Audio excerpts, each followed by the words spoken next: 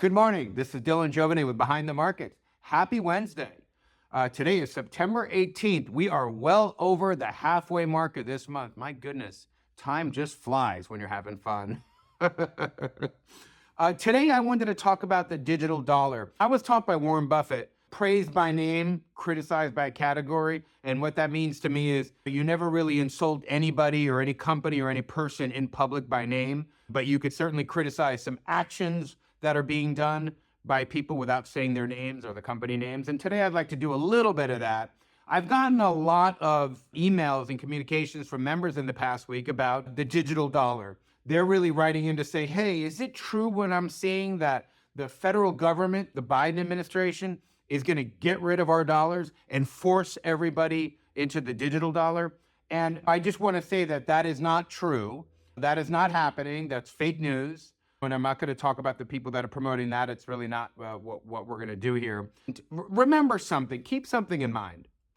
90% of all the transactions you do every single day are digital.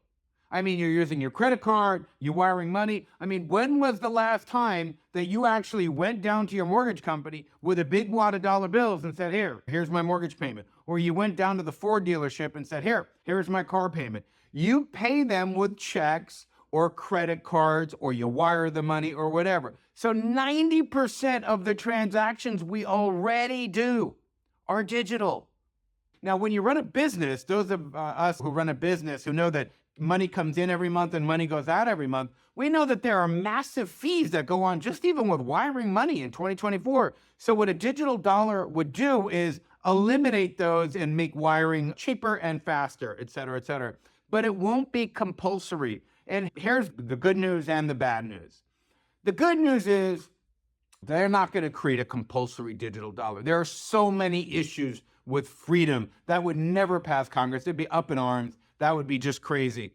That's the good news. So that's not really happening. And most of our transactions are already digital. So we don't have to freak out about that. Believe me, they're already digital. I only use cash when I have pocket money when I go traveling and things like that or walking around. But I use cards more and more. Here's the bad news.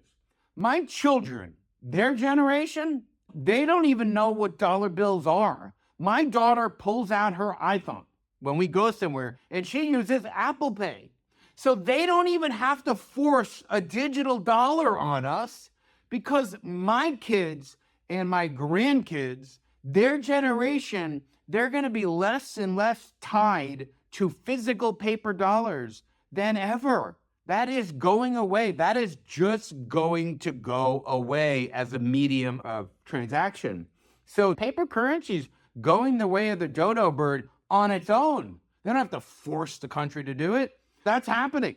So no, why would they even try? They don't have to do anything. But our kids and grandkids, their generation, will make its own decisions. And again, I could argue that good and bad, but make no mistake about it. Privacy is pretty much gone. If you're walking around right now with a phone, if you're watching this with your phone, privacy's gone. I mean, for the most part. Your privacy is already gone, which is a whole other conversation. But the Fed doesn't really necessarily need a digital dollar to track you. They already know what you're spending your money on if they want to know. Thankfully, we have a system of laws in this country where law enforcement would have to get a subpoena to find out what you're doing. And the same kind of protection, privacy protection, would apply either way.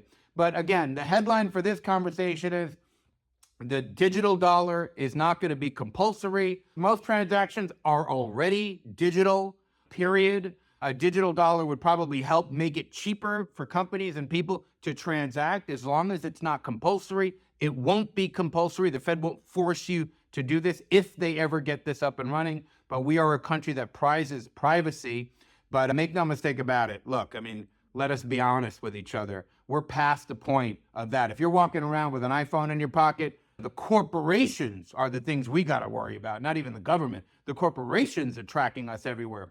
Now, having said all of that, the biggest threat to the US dollar is definitely not going digital. The biggest threat is our terrible, crazy over-the-top spending, We are headed to a debt crisis. It's just a question of when. You can't run deficits of $5 trillion during a good year and expect nothing to happen. That will happen at some point, but that is a tomorrow problem, not a today problem. And the Fed making this compulsory, that's not going to happen. It's not going to happen when we're alive, but make no mistake about it. Dollars are going digital anyway. Our kids and grandkids, maybe my great grandkids, won't even touch a paper dollar, which is a sad thing in and of itself. Anyway, that's all I have today. Have a wonderful Wednesday.